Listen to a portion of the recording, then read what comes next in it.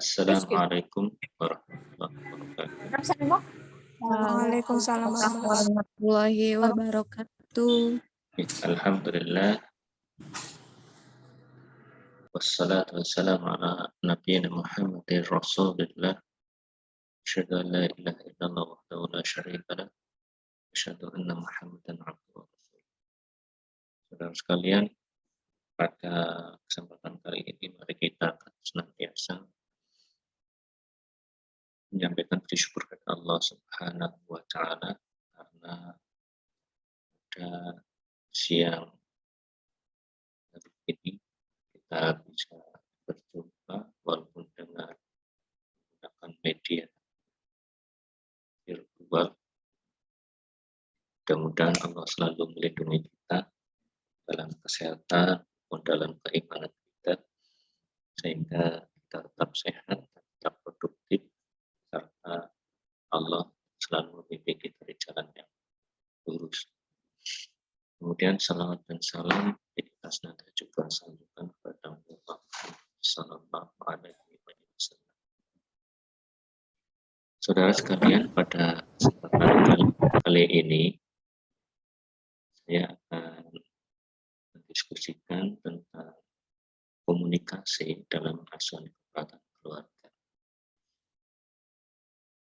Saudara sekalian, saya kira saudara sudah pada saat saudara melakukan aktivitas sehari-hari, insya Allah tidak akan lepas dari komunikasi.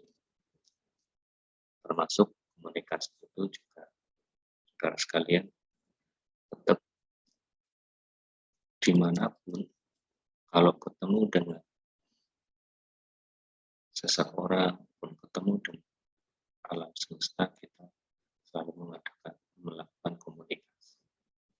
Termasuk pada saat saudara melakukan asuhan keperawatan keluarga, maka saudara akan melakukan proses asuhan keperawatan yang di situ terdapat ada beberapa tahap asuhan keperawatan keluarga yang sangat erat dengan komunikasi. Ini saudara sekalian, contoh saya sampaikan secara gambaran kasar, asuhan keperawatan keluarga itu melalui tahap pertama adalah pengkajian, di mana pengkajian keluarga itu paling tidak ada dua kelompok besar atau dua data besar yang harus saudara ambil. Itu ada data berkaitan dengan sosial, budaya, dan lingkungan serta struktur dan fungsi keluarga atau secara umum. Saudara itu akan mengkaji kondisi keluarga secara sistem.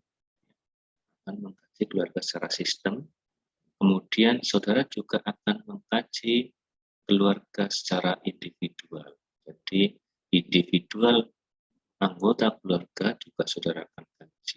Kalau pada saat saudara mengkaji anggota keluarga secara individual, kadang-kadang ada beberapa keluhan yang ternyata keluhannya itu mencakup ada pengaruh dari sistem di keluarga itu. Maka pada saat pengkajian perlu data sistem yang ada di keluarga dan data keluarga, maka saudara pasti akan melakukan teknik yang sangat kompleks. Ya, contoh kalau yang di individu saya kira saudara sangat paham ya, untuk pengkajian mental, fisik, emosional, dan sosio-spiritual. Saya kira saudara secara individual bisa sudah, karena saudara sudah melakukan asuhan keperawatan sistem di masing-masing individu, baik itu KMB, maternitas, maupun yang lain-lain. Tapi nanti di keluarga itu bisa banyak, bisa dari umurnya memang itu sangat kompleks, masalahnya juga bisa sangat kompleks atau tidak hanya satu, sehingga saudara nanti bisa juga pada saat akan melakukan asuhan keperawatan keluarga itu pasti akan menelurkan ada diagnosis. Diagnosis itu pun di keluarga itu akan saudara tentukan secara prioritas. Dalam menentukan secara prioritas itu, skala prioritas diagnosa keluarga, saya yakin saudara nanti akan melakukan komunikasi saat mana yang akan diatasi terlebih dahulu. Jadi prioritas masalah di keluarga. Setelah itu pun saudara itu nanti akan melakukan perencanaan. Tentunya perencanaan itu ada perencanaan yang barangkali perencanaan bersifat promotif, preventif, kuratif maupun rehabilitatif kalau di keluarga. Sehingga saudara mesti harus bisa mengidentifikasi dari tujuan, sumber-sumber, kemudian juga bisa mendefinisikan alternatif yang nanti bisa dipilih maupun alternatif yang sudah pernah dilakukan, keberhasilan alternatif yang sudah pernah dilakukan. Makanya saat saudara melakukan rencana pun nanti saudara pasti membutuhkan teknik komunikasi untuk prioritas kegiatan atau intervensi tersebut. Termasuk pada saat intervensi keperawatan. Intervensi keperawatan nanti akan ditentukan apakah intervensinya berupa tindakan keperawatan atau berupa pendidikan kesehatan atau konseling kesehatan. Itu pun semua membutuhkan komunikasi tertentu. Kalau tindakan keperawatan, saya kira saudara sudah bisa melihat dari SOP-nya, dari prainteraksi sampai ke terminasi. Kemudian, kalau saudara melakukan penyuluhan atau pendidikan kesehatan di keluarga, itu nanti karena sasarannya tidak hanya satu orang, itu juga membutuhkan metode dan media segera sudah disampaikan oleh yang lain, sehingga tekniknya pun nanti saudara akan harus diperhatikan. Sampai ke evaluasi. Kita bisa mengevaluasi keberhasilan di keluarga. Itu pun nanti erat dengan bagaimana kita bisa mengeksplor keberhasilan yang sudah dilakukan maupun keberhasilan dari keluhan-keluhan dan pemecahan yang ada di keluarga. Sehingga ini untuk evaluasi juga sangat penting bagaimana cara keberhasilan keluarga. Oke, itu secara proses sehingga secara umum di pengkajian keluarga nanti saudara bisa bersifat dinamis, tetapi juga interaktif dan fleksibel sehingga data itu bisa dikumpulkan dengan sebaik-baiknya. Kemudian juga saudara pada saat melakukan pengkajian itu komunikasinya harus sistematis. Jadi bagaimana nanti saudara itu fokus yang akan diambil dari dua poin itu, poin keluarga dari pandang dari sistem dan keluarga dari sisi kumpulan individu, sehingga silahkan nanti semua area bisa terkaji dengan baik. Nah, ini masalah-masalah yang dibutuhkan oleh saudara itu bisa terinformasikan dengan baik. Oke, itu di pengkajian. Makanya nanti sumber pengkajian di keluarga itu silakan saudara bisa lihat karena sumbernya itu adalah bisa dengan klien untuk kejadian sekarang dan masa lalu. Ini butuh komunikasi verbal maupun non-verbal. Kemudian observasi itu berarti komunikasi non-verbal atau bisa divalidasi dengan komunikasi verbal. Kemudian dokumentasi, saudara sekalian, ini jelas informasi non-verbal karena kita meminta untuk catatan-catatan yang sudah bisa disajikan dalam bentuk rekam kesehatan keluarga. Kesehatan keluarga misalnya ada buku KIA, kemudian buku kesehatan anak dan sebagainya. Kemudian ada berbagai lembaga yang menangani dan kesehatan yang lain, misalnya ada kader dan sebagainya. Kalau itu memang diperlukan. Nah, karena sumber-sumbernya pun ini sudah sangat kompleks, maka kita juga harus menggunakan sesuatu yang tepat. Ya, semisal saudara akan melihat ini, fasilitas rumah itu tidak perlu kita tanyakan. Sebagai contoh, itu saudara melihat ada rumah, ada jendelanya. Saudara mengatakan, misalnya, Ibu, ini jendelanya ukurannya berapa ya? Itu kan pertanyaan yang tidak efektif, karena sudah terlihat. Saudara bisa dengan observasi. Kemudian misalnya kebersihan lingkungan, misalnya di WC, itu saudara itu untuk melihat kebersihannya, saudara bisa lihat. Misalnya, Ibu, mohon maaf, kami ingin menumpang di kamar kecil. Padahal sebetulnya kita akan melihat kamar mandinya.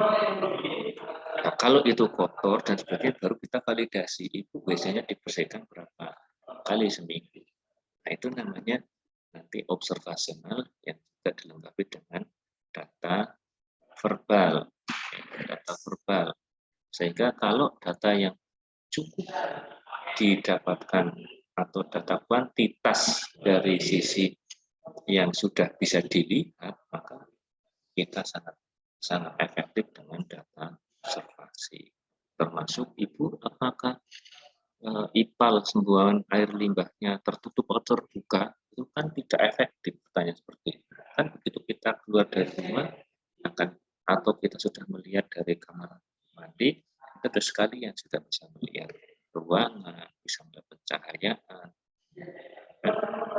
Tidak bisa, misalnya pengkajian dengan Bu, pencahayaannya cukup enggak? Nah, kan nanti kan observasi. Kita lihat dengan membaca di ruangan itu dengan font 12 mata normal tanpa kacamata, itu kalau misalnya dengan jarak 30 cm kan bisa terlihat dengan jelas. Itu kritikalnya syaratnya mata normal. Berarti itu pencahayaannya cukup. Nah, kalau saudara ingin melihat pencahayaan matahari cukup, ya demikian juga. Matikan lampu, kemudian saudara lihat. Nah, ini yang mestinya bisa saudara nanti dilakukan teknik-teknik yang saya sebutkan tadi, ada teknik verbal, non verbal, ini yang bisa saudara lakukan. Ini kemudian di wawancara, ini silahkan nanti wawancaranya mesti pertemuan dengan seluruh anggota. Karena dengan seluruh anggota itu diharapkan ini untuk mengurangi itu adanya istilah distorsi informasi. Maksudnya, misalnya anak bilang sudah makan 3 kali sehari, tetapi lihat tubuhnya kurus, ya saudara tanya kepada ibunya, atau tanya kepada yang berkaitan, gitu ya, atau pada yang sehingga semua keluarga sebaiknya itu diberikan kesempatan, ya, kesempatan untuk semua keluarga untuk mengungkapkan masalahnya. Kemudian untuk mengetahui juga dari wawancara semua anggota, kita bisa tahu apakah ada interaksi baik antara anggota satu keluarga dengan anggota keluarga yang lain, saudara sekalian. Sehingga pada wawancara ini benar-benar berfokus dan berdasarkan pada tujuan wawancara yang disusun secara struktur. Maksudnya nanti saudara pada saat sudah menentukan pre-planning, pertemuan pertama itu akan ngapain? Misalnya pertemuan pertama akan melakukan pengkajian, kan akan didapatkan data fungsional keluarga misalnya tujuannya, ya. Baik itu data fungsional keluarga dan struktur anggota keluarga. Nah, kalau dasarnya seperti itu harus sudah, jadi akan bertanya mana dulu, dan pertanyaannya supaya tidak membosankan, tidak bolak-balik diundang, tetapi juga tidak bolak-balik ke sana kemari. Misalnya yang tadi habis menanyakan rumah, kemudian menanyakan kesehatan keluarga, kemudian balik menanyakan rumah, dan sebagainya. Ya, sebisa mungkin kalau yang nanti sifatnya observasi, bisa sekalian saudara begitu masuk bisa dilakukan, atau begitu selesai saudara lakukan, atau pada saat saudara melihat fakta observasi yang dibutuhkan untuk validasi, lah saat itu saudara misalnya. Ini jadi tidak saklek urut seperti di format, ya, di format pengkajian asuhan keperawatan. Kemudian ini digunakan banyak data, saudara sekalian, untuk cek dan inventaris di besaran. Maksudnya, misalnya saudara sudah menggunakan form itu dicek, datanya dicek, kemudian saudara juga divalidasi, mungkin sudah ada data sekunder. Maksudnya mungkin sudah ada data sekunder begini, saudara sudah mengukur misalnya tinggi badan, berat badan anaknya, atau tinggi badan balitanya.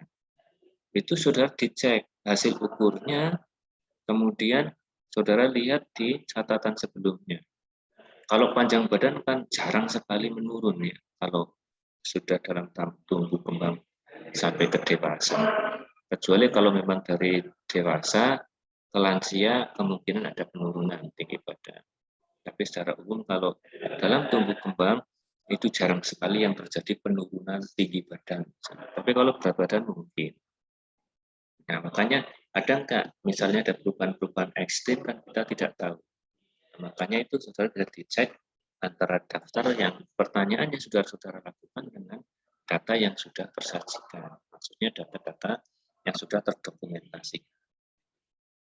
Oke, saudara sekalian, yang penting ini di keluarga itu harus dijalin hubungan saling percaya. Saya kira saudara juga sudah belajar di komunikasi terapeutik di jiwa, itu sama saja. Nanti kalau sudah BHSP, ini insya Allah keluarga itu akan menerima. Kalau keluarga sudah menerima, mesti nanti akan terbuka di dalam memberikan informasi. Tetapi ingat, sudah BHSP, tapi juga saudara harus menghormati.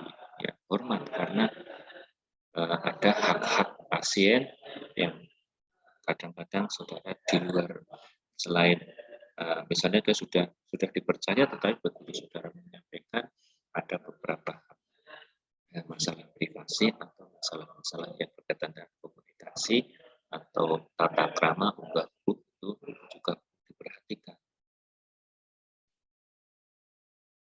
Kemudian juga saat komunikasi sekaligus ini saya sampaikan itu saat interaksi perawat profesional peka terhadap kebutuhan masalah keluarga. Maksudnya begini, saudara sekalian, tidak mungkin saudara akan mendapatkan data yang baik selama misalnya saudara sedang menanyakan kepada ibu, kemudian anaknya rewel. Kemudian jangan paksa untuk bertanya. Ya mestinya jenengan harus menggunakan teknik apa untuk misalnya menenangkan ibunya, menenangkan anak, ataupun pada saat saudara melakukan intervensi. Saat intervensi ada permasalahan seperti itu misalnya.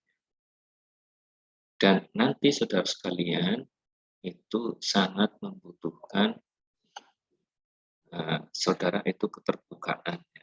Kemudian keluarga dalam posisi dapat menolong dirinya sendiri, maksudnya nanti bagaimana caranya saudara itu bisa membuka diri keluarga supaya nanti fungsi keluarga yang berkaitan untuk perawatan, bagaimana keluarga bisa menolong dirinya sendiri secara mandiri dengan potensi yang ada di keluarga itu bisa tercapai. Masa fungsi perawat menciptakan hubungan saling percaya antara perawat dan klien, maka saudara sekalian mesti sekali lagi di keluarga jangan sampai saudara timbul image yang kurang baik. Ya, seperti begitu saudara masuk pakai jas, jaket, keluarga sudah menutup, dikira nanti akan pendataan, kemudian dikira jangan sales atau dikira yang lain. Atau ada pada saat melakukan pertanyaan pengambilan data, itu begitu ditanyakan ada berapa penghasilan, keluarga berharap bahwa ini kalau menanyakan penghasilan biasanya akan ada sumbangan. Makanya ini harus disampaikan, menyampaikan dan keluarga serta mengakui hak keluarga, perasaan dan keyakinan, tetapi juga harus diukur. Di situ perawat tidak boleh keluar dari tujuan dan tata nilai keperawatan yang akan dilakukan. Maksudnya seperti tadi saya sampaikan, begitu ada pengkajian melihat fasilitas rumah, image keluarga itu, oh ini akan mengusahakan tentang fasilitas rumah. Oh ini nanti akan ada bantuan. Ini tolong kalau memang tujuan kita itu bukan material, itu dari awal kita sudah mulai orientasikan saudara sekalian, karena tidak sedikit pada saat keluarga ditemui oleh petugas kesehatan, nah ini orientasinya demikian. Maka saudara pada saat fase orientasi ini membantu keluarga mengungkapkan masalah keluarga, baik itu perawat maupun benar-benar tentang keluarga dan pengalamannya, serta mendalami masalahnya. Tapi ini saudara sekalian, setelah tahu itu semua menggunakan mengungkapkan perasaan dari keluarganya, itu tolong nanti juga tujuannya dikemas dengan sebaik-baik. Oke. Makanya saudara juga kajian kekuatan-kekuatan keluarga itu butuh keterampilan komunikasi. Nanti ada kemampuan dengar, kemampuan berdiskusi, kemudian ekspresi, kemampuan untuk menilai situasi, dan sebagainya. Kemudian ini dari sisi paradigma keluarga yang tidak realistis biasanya hidup yang tentang realistis hidup yang sama dengan keluarga, maksudnya ini ada nggak harapan, kemudian tentang persepsi keluarga yang berbeda antara anggota keluarga satu yang lain, sehingga misalnya ya, ibu anaknya sudah banyak, kemudian inginnya ibu keluarga berencana menggunakan alat kontrasepsi, tetapi keluarga memiliki keyakinan ada yang tidak membolehkan berdasarkan karena alat kontrasepsi itu tidak sesuai dengan keyakinan. Makanya itu nanti akan ditemunya itu apa solusinya. Itu saudara sekalian, sehingga dukungan dari dalam keluarga ini contohnya kemampuan memberikan penguatan antara satu dengan yang lain, kemudian kemampuan menciptakan hubungan yang saling memiliki, itu nanti akan tercipta. Jadi misalnya, ternyata pengertian dari bapaknya kemarin yang namanya penggunaan kontrasepsi atau alat keluarga berencana itu hanya alat kontrasepsi saja. Padahal ada juga istilahnya ada pantang kala yang tidak menggunakan alat kontrasepsi misalnya. Dan ada yang lain-lain yang mungkin itu bisa lebih diterima. Makanya ini bagaimana saudara bisa menguatkan tentang kondisi sesuai dengan kemampuan yang ada di keluarga. Termasuk nanti begitu selesai keluarga akan melakukan tindakan, kenapa keluarga itu memutuskan untuk tidak memeriksakan? Itu juga perlu digali. Bisa saja keluarga tidak memeriksakan karena memang tidak memiliki kemampuan dari sisi keuangan. Kemudian mereka juga tidak memiliki fasilitas, misalnya kayak KIS dan sebagainya. Itu perlu saudara sekalian lihat dari dukungan-dukungan dan dari dalam keluarga maupun dari luar saudara sekalian. Kemudian kemampuan merawat diri, coba silakan nanti kemampuan bertanggung jawab antara keluarga satu dan anggota keluarga yang lain. Kemudian keterampilan tadi saya sampaikan sedikit tentang pemecahan masalah, apakah memang ada masalahnya, ada permasalahan yang berbeda atau tidak, atau ada kemampuan. Makanya nanti pada saat masalah, saudara kemampuan untuk negosiasi dengan keluarga untuk pemecahan masalah itu perlu saudara latih. Kemudian kemampuan untuk memusatkan perhatian juga saudara bisa lakukan dengan teknik tersendiri. Ini bisa saudara nanti ini dilakukan dengan teknik komunikasi terapeutik. Ini saudara sekalian, pada saat kita melihat asuhan keperawatan, maka komunikasi dalam asuhan keperawatan keluarga praktis ya, mulai dari pengkajian itu, cara memperoleh data yang tadi dua komponen besar itu jelas harus menggunakan teknik yang baik supaya nanti terwadai semua atau tergali semua persoalannya, dan saat intervensi ini menentukan prioritas masalah dan menentukan diagnosis serta menyimpulkan suasana yang ada di keluarga untuk mengarahkan pada diagnosis, kemudian juga akan merencanakan tindakan, itu juga butuh dengan komunikasi, termasuk implementasi dan evaluasi tidak saya sampaikan tadi. Oke, itu saudara sekalian untuk yang komunikasi terapeutik, untuk gambaran di mana nanti komunikasi-komunikasi yang dibutuhkan di keluarga. Oke, ada yang ingin bertanya enggak sebelum saya lanjutkan? Belum, Pak. Nah, sekarang kita tinggal terapkan. Saudara semua itu kan sudah belajar teknik komunikasi dan prinsip komunikasi. Tadi kan sudah ada dari pengkajian, ada beberapa data, fakta yang kita kaji. Secara umum tadi ada teknik verbal dan non-verbal, itu juga bisa saudara lakukan, atau ada observasi, ada wawancara tadi tekniknya. Nah, sekarang kita akan lihat teknik komunikasi terapeutiknya bagaimana bisa supaya kita mendapatkan data termasuk bisa mengeluarkan keluarga tadi. Oke, sebelum kita sampaikan ke teknik komunikasi secara khusus di perawatan, ini masih komunikasi dalam Islam, saudara sekalian. Nah, ini ada kaidah-kaidah dari Imam Bukhari menyampaikan tentang barang siapa yang beriman pada Allah dan hari akhir, maka hendaklah berkata yang baik atau lebih baik diam. Ini kan merupakan juga teknik komunikasi yang bisa nanti kapan saudara bisa menyampaikan secara verbal, kapan saudara harus silent, harus diam. Kemudian yang berikutnya, ini dari Abu Dawud, bahwasanya perkataan Rasulullah Shallallahu Alaihi Wasallam itu selalu jelas, sehingga bisa dipahami oleh semua yang benar. Intinya, pada saat saudara melakukan asuhan kepada keluarga, juga mesti pada saat menyampaikan sesuatu itu harus jelas. Kemudian juga harus jujur, saudara sekalian.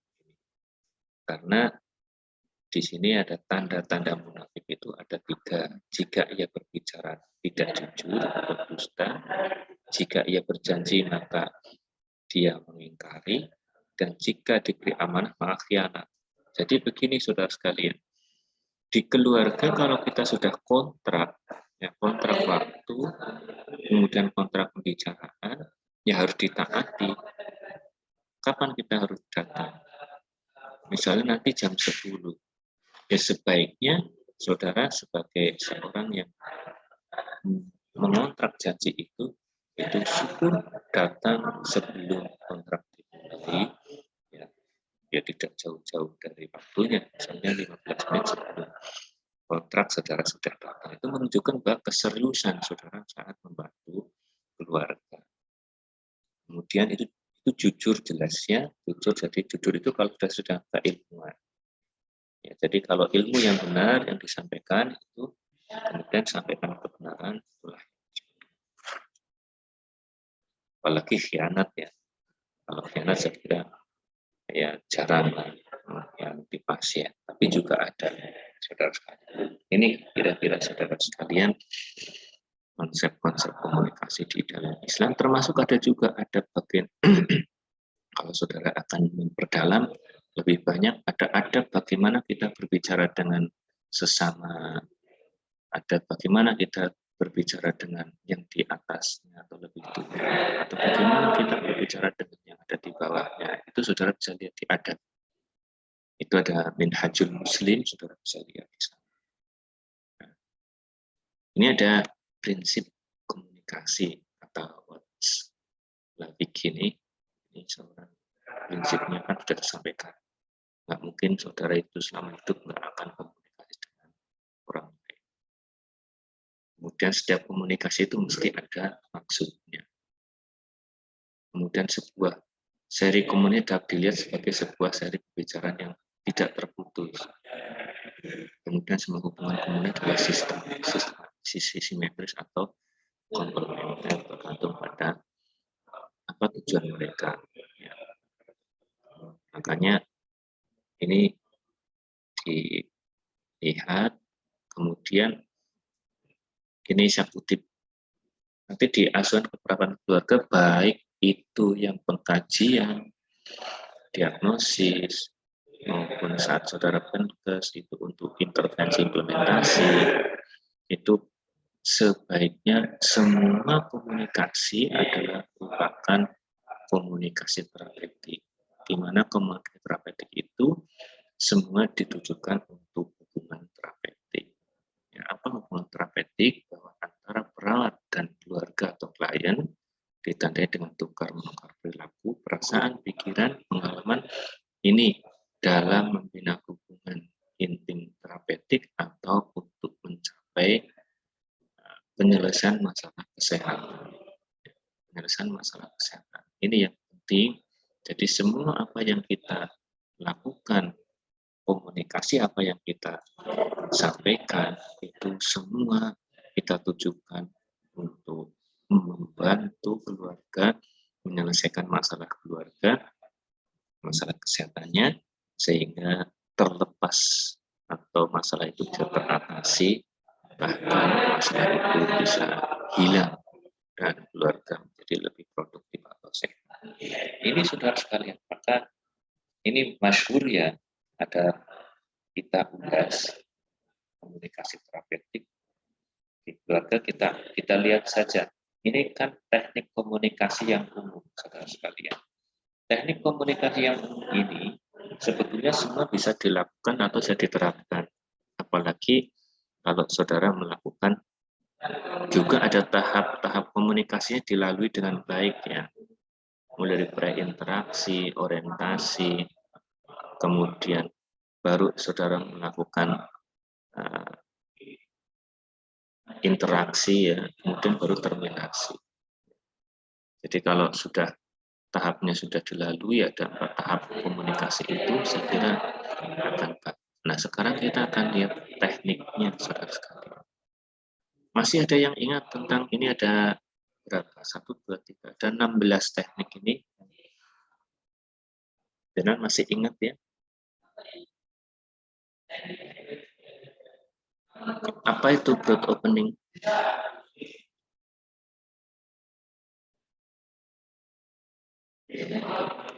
Berarti ini sudah sangat paham sehingga tidak perlu dijawab ya. Mudah-mudahan begitu. Ini ada mulai, kalau dari semuanya ini adalah kita teknik-teknik yang ini juga sangat erat biasanya di pasien gangguan jiwa, tapi juga sangat bagus diterapkan pada saat saudara melakukan asuhan keperawatan, termasuk asuhan keperawatan keluarga. Ya baik, nanti kita contohkan. Ini ada broad opening, biasanya sebagai pembuka. Broad opening sebagai pembuka, karena ada beberapa komunikasi terbuka. Kemudian ada informing, itu memberikan informasi. Ini biasanya ini berupa penyuluhan seringnya, atau ada beberapa informasi yang akan dititikkan. Kemudian ada reflection. Nanti hampir ada yang hampir sama seperti sharing perception, tetapi berbeda ya, berbeda. Kalau sharing perception adalah itu berkaitan dengan individu yang melakukan, tapi kalau reflection bersahabat itu ada beberapa yang berkaitan dengan orang lain. Kemudian time identification, jadi ada beberapa persoalan yang sudah disampaikan ke perawat, ke kita ya sebagai seorang perawat dan keluarga, yang kemudian ini merupakan rentetan dari waktu yang kejadian-kejadian. Oke, nanti akan kita contohkan. Kemudian ada clarification. Ini saya kira juga jelas. Kalau ada beberapa pembicaraan yang tidak jelas, bisa kita klarifikasi. Kemudian focusing di keluarga, apalagi dengan keluarga yang lansia atau keluarga yang sangat open, kadang-kadang ditanya apa, jawabannya apa.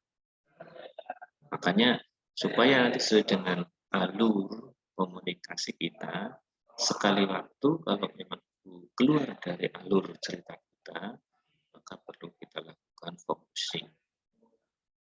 Kemudian yang lain itu ada listening. Listening itu kita memperhatikan. Bagaimana cara memperhatikan? Itu ada memang cara-cara non-verbal. Bisa saudara melihat, menatap, dan sebagainya. Kemudian ada silent. Jadi jangan berikan kesempatan klien kalau sedang berbicara, kita dengarkan dan kita diam. Kalau ini kita dengarkan, ini kita diam. Jangan mendengarkan bicara, apalagi bicara dengan selain lawan kita. Maksudnya kita sedang berbicara dengan pasien. Kemudian ada restarting, saudara sekalian. Namanya restarting.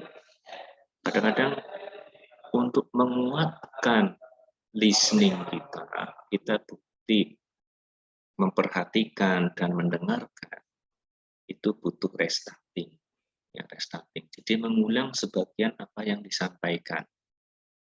Mengulang sebagian apa yang disampaikan. Itu adalah merupakan bentuk perhatian kita saat listening dan saat silent. Kemudian ada suggesting. Ini kalau memang ada advice yang bisa disampaikan, pilihan-pilihan dari intervensi yang mungkin bisa jangan berikan alternatif. Ini bagaimana bisa menggunakan teknik suggesting. Saya kira oke, ini kita lihat satu-satu. Saya kira ini sudah sangat masyhur ya. Road opening. Ini teknik yang digunakan untuk membuka pembicaraan. Ya, contoh, Assalamualaikum. Bagaimana perasaan keluarga saat ini, atau bagaimana perasaan ibu saat ini, bagaimana bapak, anak, dan sebagainya. Atau sedang ada acara apa sekarang, atau ada kesibukan apa sekarang. Itu dengan bahasa yang sangat fleksibel. Misalnya, kalau dengan bahasa Jawa ya akan lebih enak, malah lebih singkat. Pripun, kerawatan ibu, kan sama saja dengan bagaimana keadaannya sekarang. Ini bisa cerita keadaan pekerjaan dan sebagainya. Ini menunjukkan bahwa kita open, menerima mereka itu merupakan klien kita. Nah, kalau ini sedang berbicara, sudah kita open, kemudian mereka sedang berbicara, maka kita perhatikan. Kita listening namanya. Kita perhatikan. Mereka berbicara apa? Mereka menyampaikan data fakta apa? Maka kita listening. Perhatikan. Bisa kita perhatikan dengan menggunakan misalnya ya tatapan, kadang juga mungkin dengan anggukan. Ini caranya menatap, memperlihatkan wajah yang penuh empati, mungkin dengan anggukan. Nah, nilai terapi ini komunikasi nonverbal membuat perawat menarik dan dapat diterima oleh pasien. Misal saat mereka itu berbicara, ya kita perhatikan, kadang kita mengangguk, kita tersenyum, itu adalah merupakan teknik listening. Kemudian juga kadang-kadang butuh ada penguatan. Penguatan itu dengan cara restarting. Restarting itu mengundang apa yang sudah disampaikan oleh komunikator kita, audiennya. Ya. Misalnya, ibu sudah menyampaikan, misalnya ya, ibu menceritakan tentang anaknya yang meninggal pada usia 8 tahun, bla bla bla bla bla. Nah, kita langsung menyampaikan, oh anak ibu ada yang meninggal saat usia 8 tahun. Begitu. Itu namanya restarting dan bukti bahwa kita adalah care. Nah, kita nilai terapinya menguatkan, menarik perhatian, kemudian juga sangat penting karena kita tadi begitu broad opening, ada listening, sudah memperhatikan, bukti memperhatikan itu juga kita sekali waktu mengulang kata-kata yang disampaikan oleh klien kita. Kemudian saat mereka menyampaikan itu saudara itu harus diam. diam, itu memerlukan teknik silent. Jadi mengurangi komunikasi verbal untuk melakukan terapi dan kesempatan kepada klien tentang pernyataan perawat. Jadi apa yang disampaikan kepada mereka, silahkan nanti saudara dengarkan. Ini bukti mendengarkan tadi itu bisa dengan silent apa dengan di listening, dengan anggukan, dengan senyuman. Tapi ini tetap kita mendengarkan, tidak memalingkan dengan pembicaraan kita. Kemudian lebih lagi kalau sekali waktu kita restarting. Begitu saudara sekalian. Kemudian kadang-kadang ada beberapa perilaku dari lawan bicara kita yang perlu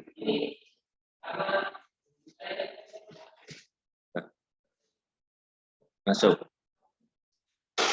yang perlu diklarifikasi.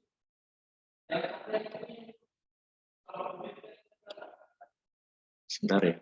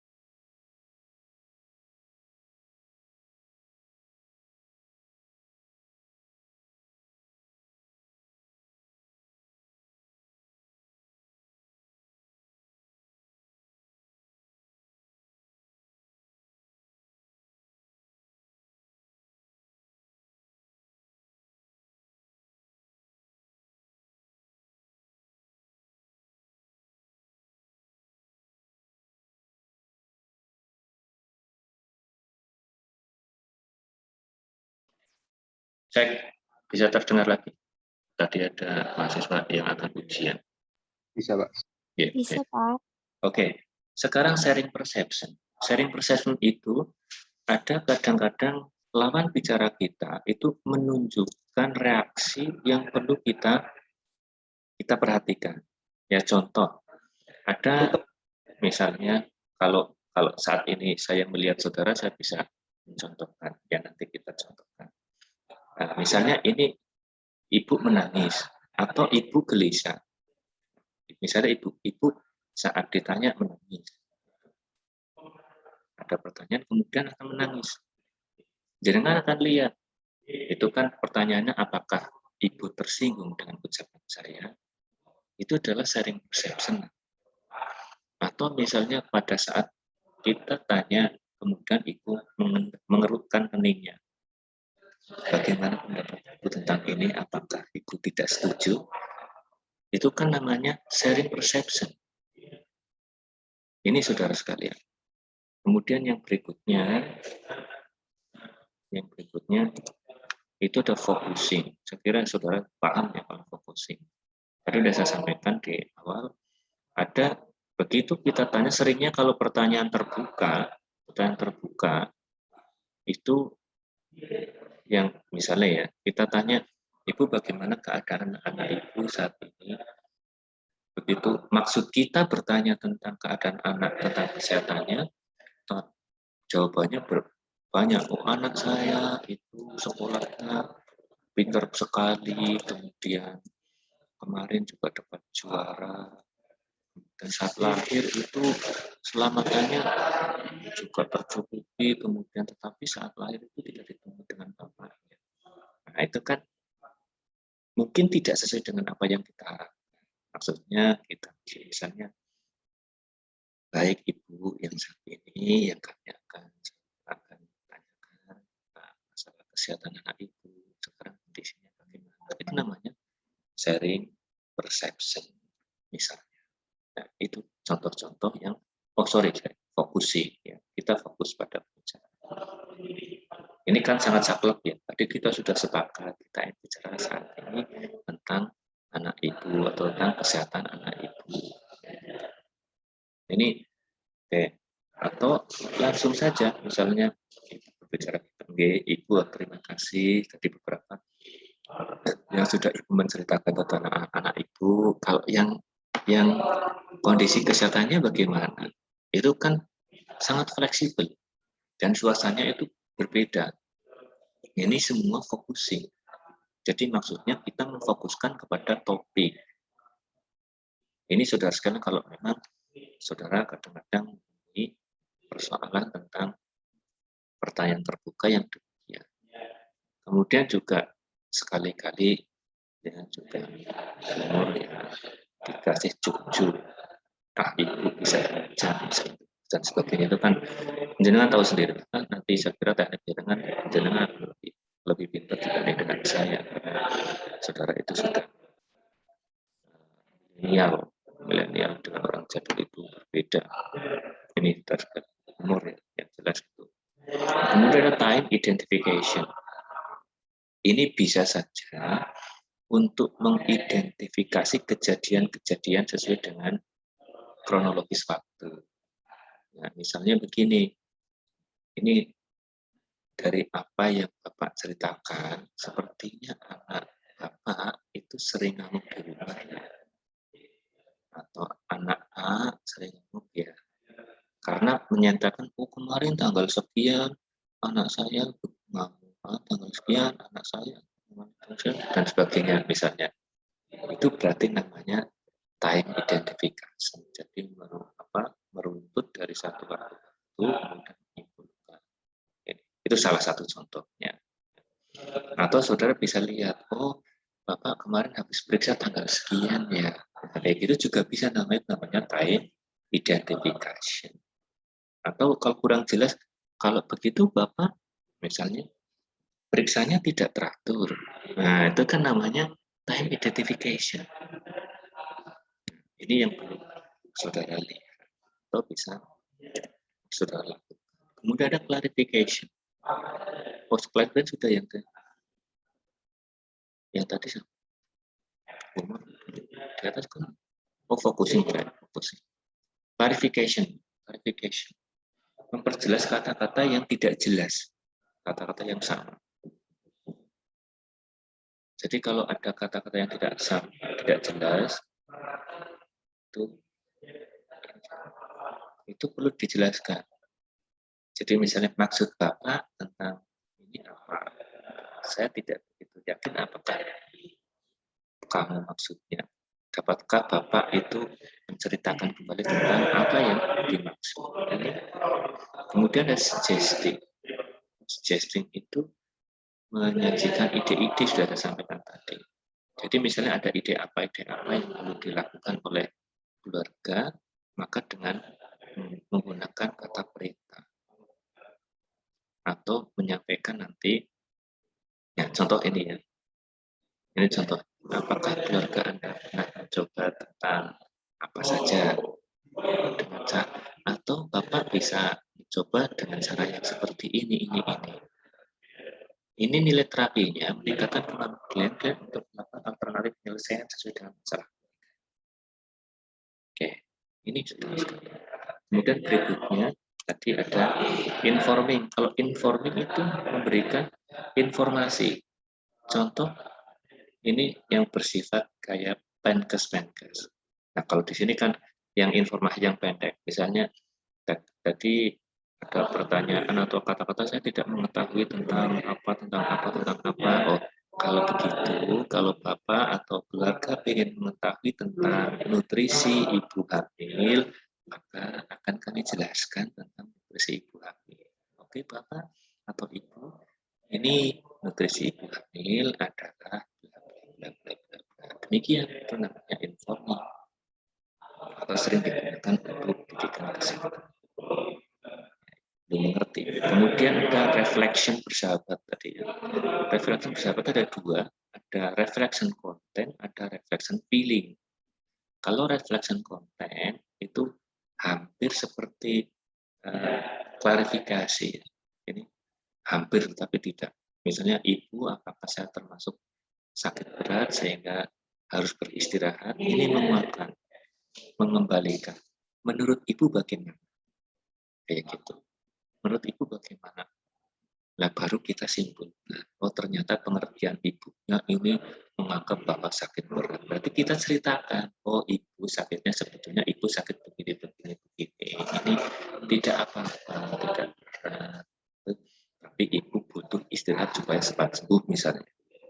Nah, berikutnya setelah reflection konten, kemudian bisa kalau memerlukan ada penjelasan, maka saudara lakukan juga ada informing. Kemudian berikutnya ada feeling, reflection of feeling. Misalnya ada sesuatu yang kurang disenangi oleh keluarganya, misalnya begini nih, ada seorang yang lewat tapi kelihatannya tidak berkenan, atau pada saat ada pertemuan itu selalu anaknya, misalnya itu bicaranya terlihatlah wajahnya tidak disenangi. Misalnya sampaikan kelihatannya ibu kurang senang dengan kedatangan saudara ibu, atau dengan kedatangan siapa, atau dengan kehadiran anak yang ini saudara sekalian, ini saudara saya ini sudah selesai, cepat diserta. Silahkan nanti bisa ditanyakan bagi yang ingin melanjutkan atau yang lain. Silahkan